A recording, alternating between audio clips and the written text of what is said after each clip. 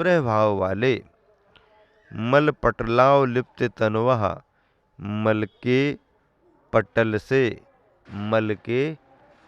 से लिप्त शरीरधारी, शरीर पर मैल लगा हुआ है, लिप्त है, तो ऐसे मल के पटल से लिप्त शरीरधारी शिथिलीकृत कर्म बंधनाः, कर्म बंधन को शिथिल करते हुए, किसको शिथिल करते हुए?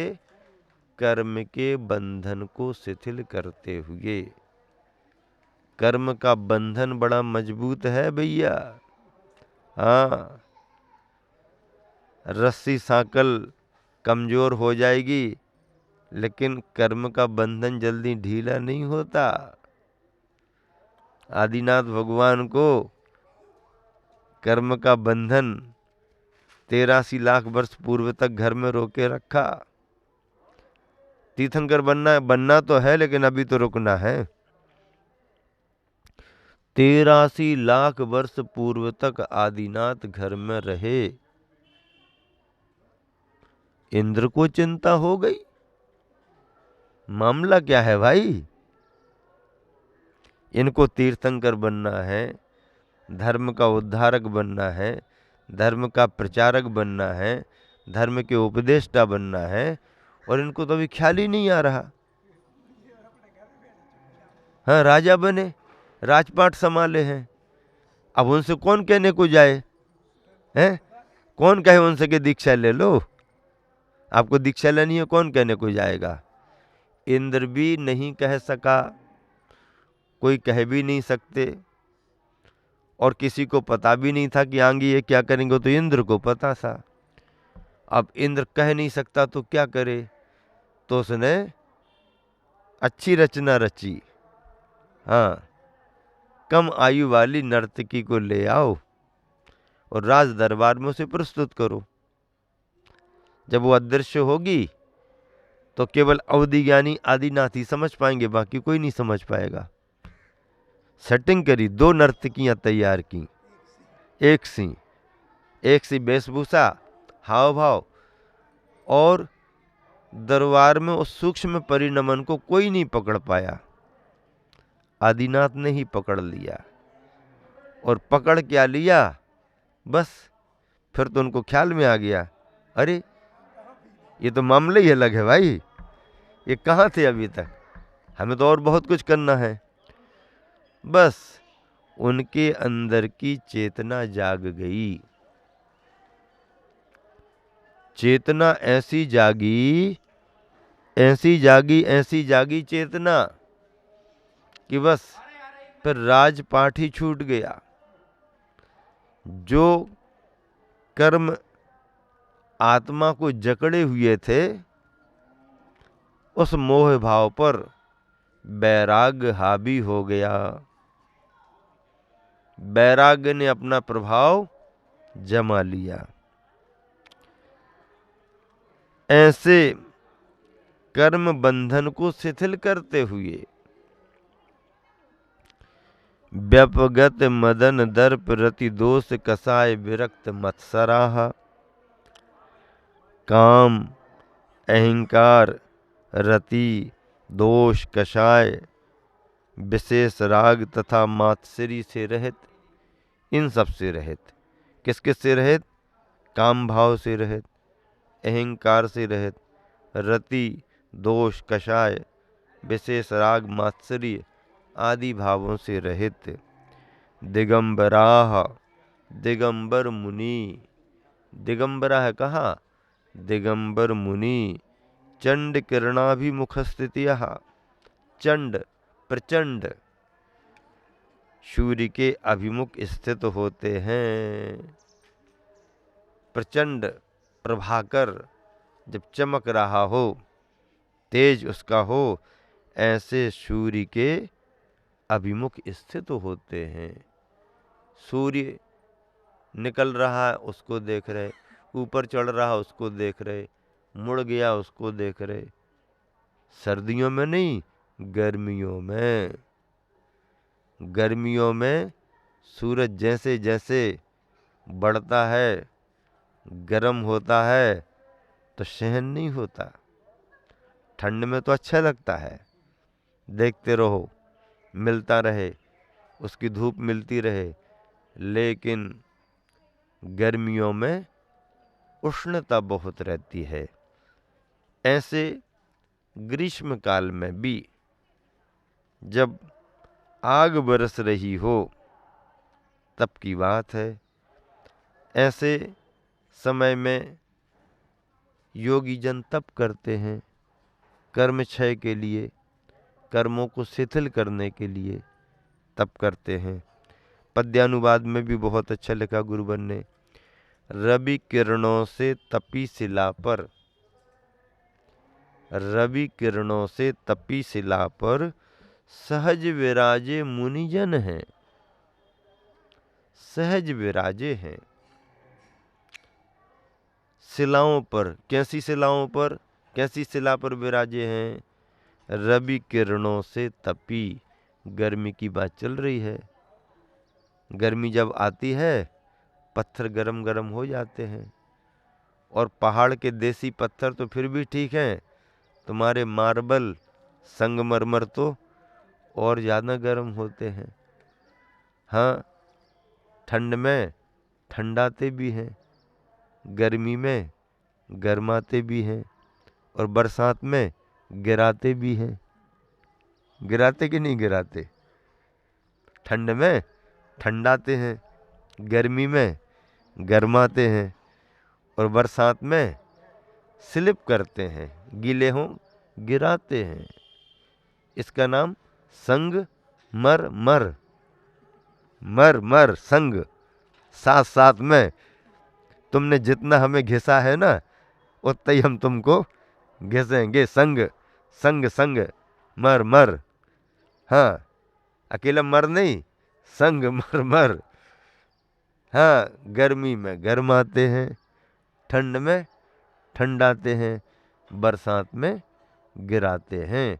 इसका नाम है संग मर मर। मार्बल, मारने में जो बलवान हो उसका नाम है मार्बल। देसी पत्थर पर गिर जाओ तो फिर भी बचाव हो सकता है, क्योंकि वो उतना चिकना नेचुरल नहीं होता है, इसमें ज़्यादा वो हो जाता है। तो ऐसे गरम गरम शिलाओं पर गर्मी के समय में, बैसाख और जेठ में देखो आप कितना गर्म हो जाता है गर्मी के दिनों में। ज्येष्ठ के महीने में तालाब सूखने लगते हैं, टेम्परेचर हाई हो जाता है, 46, 47, भारत की बात कर रहे हैं, 48 तक पहुंचने लगता है। 49 को टच करे तो वातावरण चलित विचलित होने लगता है, पक्षी वगैरह बहुत परेशान हो जाते हैं। 40-42 के ऊपर ही गर्म होने लगा, गर्म होने लगा करने लगते हैं। और जहाँ पर ठंडी पड़ती है माइनस में जाते हैं, -60, -60 डिग्री नीचे। वहाँ भी कैसे रहते होंगे, जनजीवन कैसा रहता होगा। ग्रस्त लोग अपना निवारण करते रहते हैं, बचाव के उपाय करते रहते हैं, लेकिन संत साधु जन ऐसे समय को अपनी साधना का समय बना लेते हैं, साधना करते हैं। गर्मी का वर्णन चल रहा, क्या है? रवि किरणों से तपी शिला पर सहज विराजे मुनिजन हैं, विधि बंधन को ढीले करते। किसको ढीले करते? विधि बंधन को। विधि यानी कर्म, कर्म के बंधनों को ढीले करते। जिनका मटमैला तन है, शरीर कैसा है? मटमैला है, साफ सुथरा नहीं है। हाँ, लगा हुआ है, चिपका हुआ है, मल पटलाव लिप्त, मल पटलाव लिप्त आया है, मल पटलाव लिप्त तनुवहा। शरीर ऐसा है, जल मल से सहित है। तो ऐसे जिनका मटमैला तन है, गिरि पर चढ़ दिनकर के अभिमुख। गिरि पर चढ़, पहाड़ की चोटी पर पहुंच गए। नीचे टेम्परेचर थोड़ा कम होता है, पहाड़ों की चोटी पर टेम्परेचर ज़्यादा होता है। तो ऐसे गर्मी के वातावरण में पहाड़ की चोटी पर पहुंच गए। गिरि पर चढ़ दिन करके अभिमुख, मुख करके, दिन करके अभिमुख यानी सूर्य के अभिमुख, सम्मुख, मुख करके, सूर्य के सम्मुख मुख करके। क्या कहता है तू, देखता हूं तेरे को।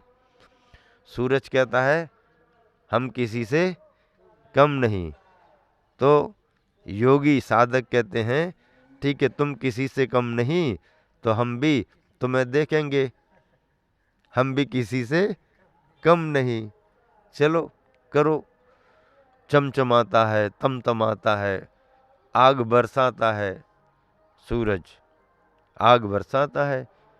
ज्येष्ठ के महीने में ऐसा गर्म प्रचंड प्रभाकर रहता है। उस समय, उस स्थिति में वो मुनिजन सूरज की तरफ देख करके तप करते हैं।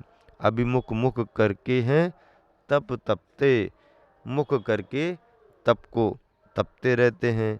ममत्व मत्सर मान रहित हो।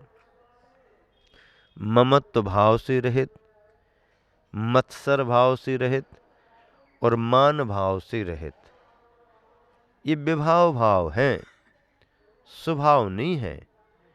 हाँ, ममत्व भाव, मत्सर भाव, मान भाव, इन सब भावों से रहित हो।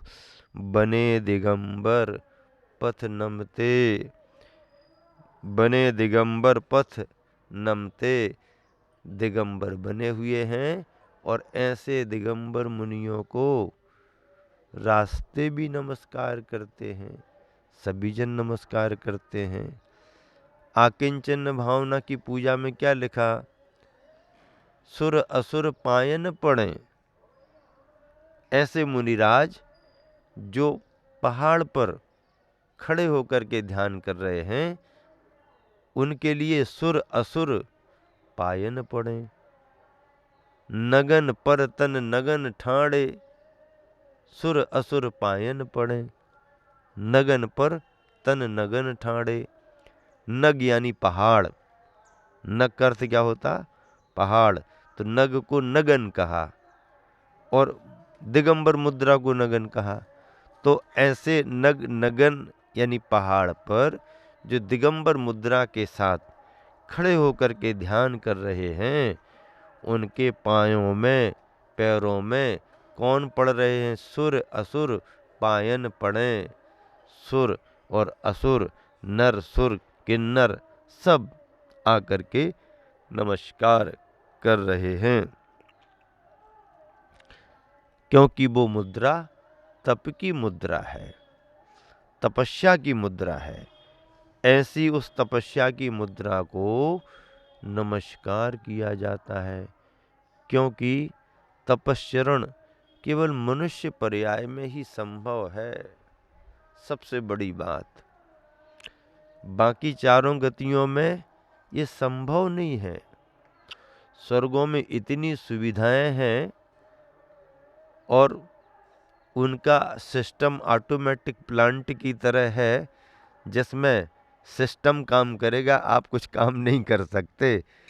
हाँ, खाने के समय खाना, बस पीने के समय पीना, और कुछ नहीं। वो सब प्रोटोकॉल उनका पूरा निश्चित है, उसमें कोई चेंजिंग नहीं। ऑटोमेटिक प्लांट है, बस कुछ करना नहीं, ऑपरेट करते रहो, बैठे रहो, होता है। अपने यहाँ पर ब्रेक है, अपने यहाँ पर संयम है, हम किसी चीज को छोड़ सकते हैं। हाँ, अपने मन पर है। संयम का पालन मनुष्य पर्याय में ही है, स्वर्गों में नहीं है। भावना भा सकते हैं, पर उनकी पर्याय में संयम नहीं पल सकता। त्रियंच चाहे भावना भी करें तो उनकी अनुकूलता नहीं। नारकियों को क्या लेना देना, वो तो अपने क्रिकेट के मैदान की तरह बैटिंग बॉलिंग में लगे हुए हैं। उसने गेंद डाली नहीं, किसने घुमा के बल्ला दिया, ले जाओ वापस अपनी गेंद, फिर फेंको, फिर आने दो, लगे हुए हैं, उनको क्या लेना देना है, चल रहे हैं। वहाँ तो फुर्सत ही नहीं, नरकों में है नहीं, तिर्यंचों में उतनी अनुकूलता नहीं, थोड़ा संयम पाल सकते, ज़्यादा नहीं। स्वर्गों में थोड़ा भी नहीं पाल सकते। मनुष्य पर्याय में जितना चाहो संयम। अब नाम रखो तो नाम भी संयम है, और संयम की श्रेणियां हैं तो बहुत सारी श्रेणियां भी हैं। नाम भी अच्छी चीज है, ऐसा थोड़ी है। नाम भी यदि किसी का संयम हो तो नाम अच्छा है। संयम नाम बहुत अच्छा है। एक संस्मरण सुनाई देते, नेमावर में आर्य का दीक्षाएं हुई, 29 आर्य का दीक्षा हुई। कितनी आर्य का दीक्षा हुई? 29 आर्य का दीक्षा हुई। उन आर्य का दीक्षाओं में 6वें नंबर पर ब्रह्मचारिणी ममता दीदी नन्ही देवरी वालों का क्रम था, 6वां नंबर था उनका। और जब दीक्षा हुई तो जून के महीने में हुई, तो जून का महीना 6वां, और जून के महीने में तारीख भी 6 तारीख थी। तो जून का महीना 6 और तारीख भी 6 और दीक्षा का क्रम भी 6वां, और नाम भी उनको जो मिला वो संयममती माता जी। तो संयममती, तो 10 धर्मों में संयम भी 6वें नंबर पर है। 6वें नंबर पर संयम, 6 का अंक आ गया, छठा छठाया मिला है ना, तो संयम छठा छठाया है। तो इस तरीके से यह है, ऐसा करके संयम का महत्व बतलाया है। संयम मनुष्य पर्याय में ही संभव है, और जब संयम आता है तभी सम्मान बढ़ता है, तभी पूज्यनीयता आती है। बिना संयम के कोई पूज्य कभी बना नहीं है। संयम आने पर पूज्यता स्वयमेव अपने आप आती है।